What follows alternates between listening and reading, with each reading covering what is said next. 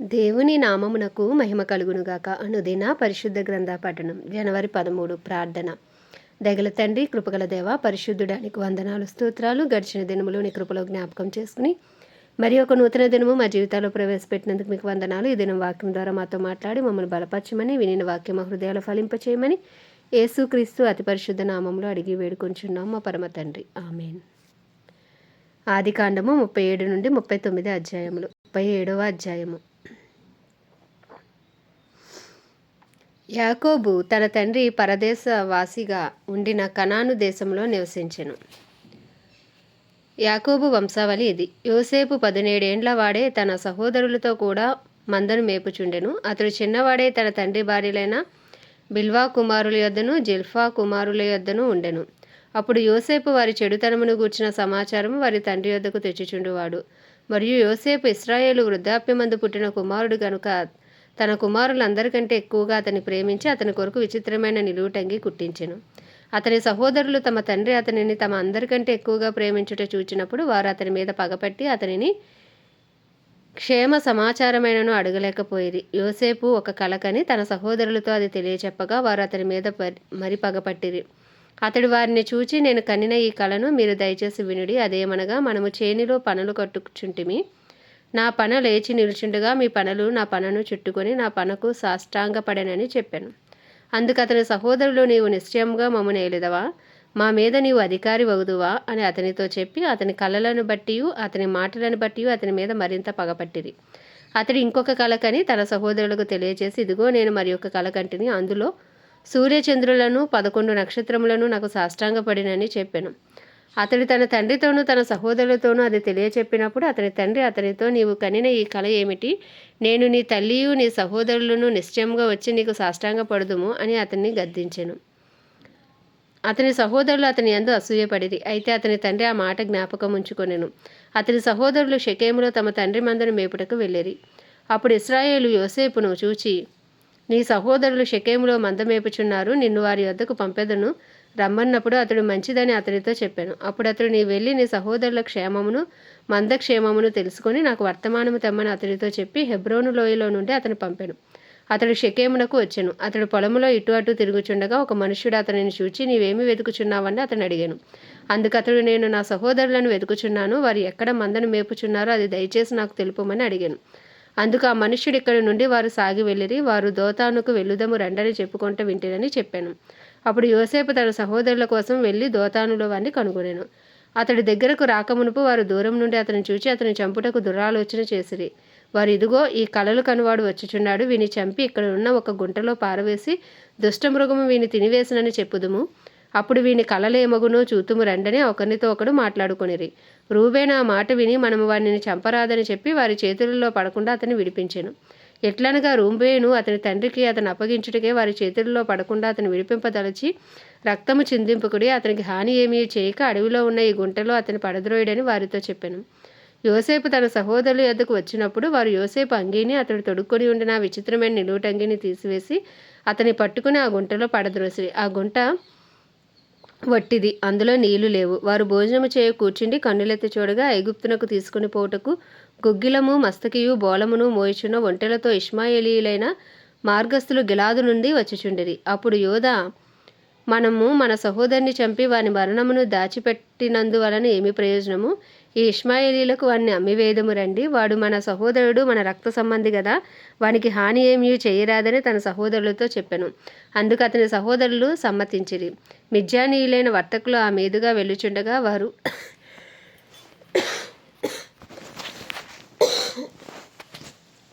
ఆ గుంటలో నుండి యోసేపును పైకి తీసి ఆ ఇష్మాయేలీలకి 20 తులముల వెండికి అతనిని అమ్మివేసిరి.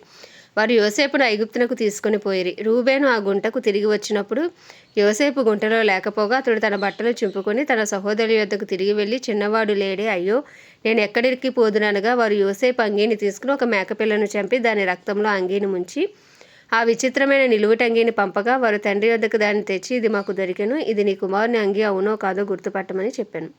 అతడు దానిని గుర్తుపట్టి, ఈ అంగీ నా కుమారునిదే, దుష్టమృగము వానిని తినివేసను, యోసేపు నిశ్చయంగా చీల్చబడెను అనెను. యాకోబు తన బట్టలు చింపుకొని తన నడుమున గోనెపెట్ట కట్టుకుని అనేక దినములు తన కుమారుని నిమిత్తము అంగలార్చుచుండగా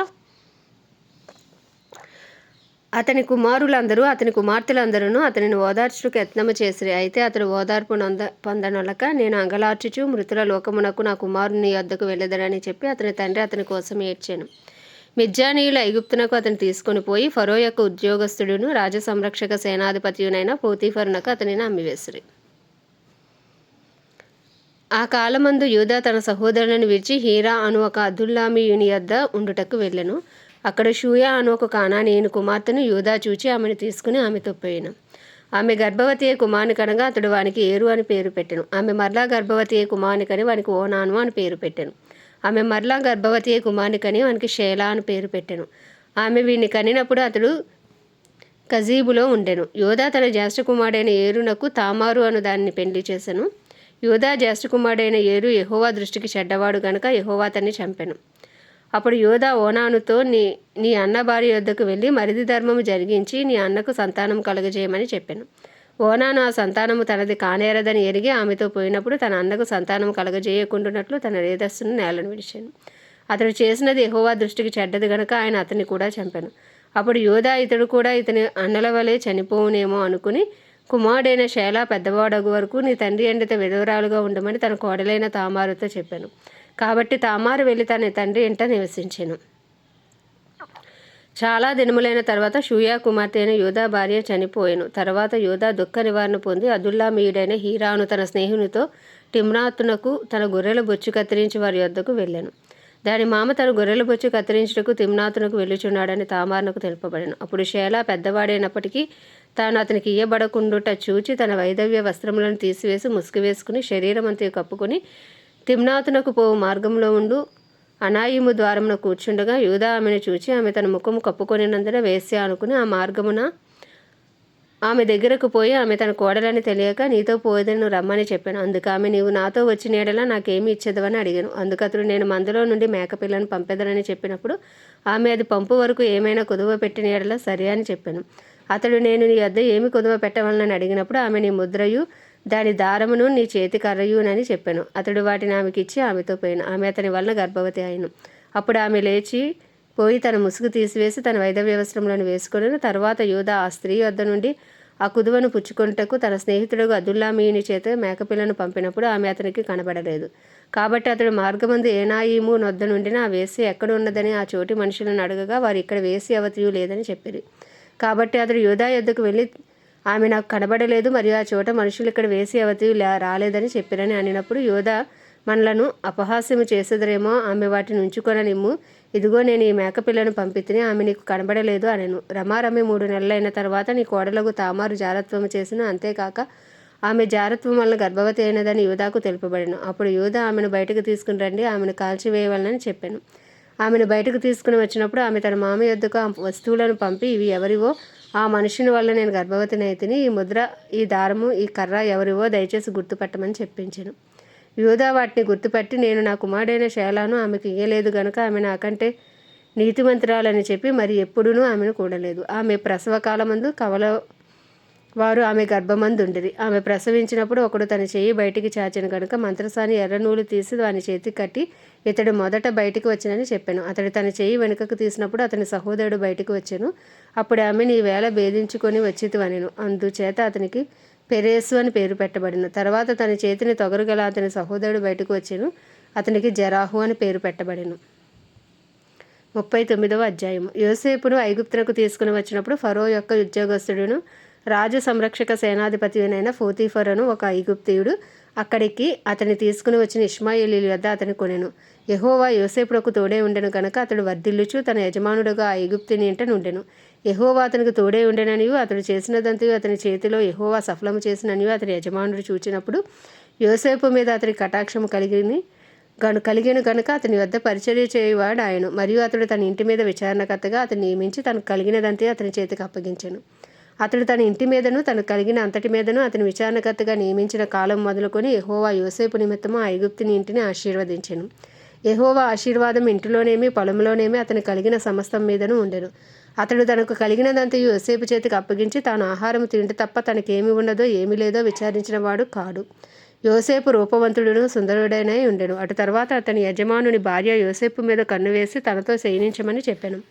అయితే అతడు ఒప్పక నా యజమానుడు తనకు కలిగినదంతయు నా చేతికి అప్పగించను కదా, నా వశమున తన ఇంటిలో ఏమి ఉన్నదో అతడు ఎరగడు. ఈ ఇంటిలో నాకంటే పైవాడు ఎవడనూ లేడు. నీవు అతని భార్యవైనందున నిన్ను తప్ప మరి దేన్ని నాకు అప్పగింపక ఉండలేదు. కాబట్టి నేను ఎట్లు ఇంత ఘోరమైన దుష్కార్యము చేసి దేవునికి విరోధంగా పాపం కట్టుకొందునని తన యజమానుని భార్యతో అనెను. దినదినము ఆమె యోసేపుతో చుండెను గాని అతడు ఆమెతో శయనించుటకైనను ఆమెతో నుండుటకైనను ఆమె మాట విన్నవాడు కాడు. అట్లుండగా ఒకనాడు అతడు తన పని మీద ఇంటి లోపలికి వెళ్ళినప్పుడు ఇంటి మనుషుల్లో ఎవరునూ అక్కడ లేరు. అప్పుడేమో అతని వస్త్రము పట్టుకుని తనతో చేయనింపమని చెప్పగా అతడు తన వస్త్రమును ఆమె చేతిలో విడిచిపెట్టి తప్పించుకుని బయటికి పారిపోయాను. అతడు తన వస్త్రమును ఆమె చేతిలో విడిచి తప్పించుకుని పోవట ఆమె చూచినప్పుడు తన ఇంటి మనుషులను పిలిచి, చూడుడి, అతడు మనలను ఎగతాళి చేయుటకు ఒక హెబ్రీయుని మన యొద్దకు తెచ్చి ఉన్నాడు. నాతో శయనింపవల్లని వీడు నా యొద్దకు రాగా నేను పెద్ద కేక వేసేతిని. నేను బిగ్గరగా కేక వేయట వాడు విని నా దగ్గర తన వస్త్రమును విడిచిపెట్టి తప్పించుకుని బయటికి పారిపోయానని వారితో చెప్పి అతని యజమానుడు ఇంటికి వచ్చే వరకు అతని వస్త్రము తన దగ్గర ఉంచుకొనెను. అప్పుడు ఆమె తన భార్య ఈ మాటలు చెప్పున చెప్పెను, నీవు మన యొద్దకు తెచ్చిన ఆ హెబ్రీ దాసుడు నన్ను ఎగతాళి చేయుటకు నా యొద్దకు వచ్చెను. నేను బిగ్గరగా కేక వేసినప్పుడు వాడు తన వస్త్రము నా దగ్గర విడిచిపెట్టి తప్పించుకుని బయటికి పారిపోయాను అనెను. కాబట్టి అతని యజమానుడు, ఇట్లు నీ దాసుడు నన్ను చేసినని తన భార్య తనతో చెప్పిన మాటలు వినినప్పుడు కోపముతో మండిపడి అతనిని పట్టుకుని రాజు ఖైదీలు బంధింపబడి చెరసాలలో వేయించెను. అతడు అక్కడ చెరసాలలో ఉండెను. అయితే యెహోవా యోసేపునకు తోడై ఉండి అతని యందు కనికరపడి అతని మీద ఆ చెరసాల యొక్క అధిపతికి కటాక్షము కలుగునట్లు చేశాను. చెరసాల అధిపతి ఆ చెరసాలలో ఉన్న ఖైదీలను అందరినీ యోసేపు చేతికి అప్పగించెను. వారు అక్కడ ఏమి చేసిరో అదంతయు అతడే చేయించువాడు. యెహోవా అతనికి తోడై ఉండెను గనుక ఆ చెరసాల అధిపతి అతని చేతికి అప్పగింపబడిన దేని గూర్చి విచారణ చేయక ఉండెను. అతడు చేయునది యావత్తు యెహోవా సఫలమగునట్లు చేశాను.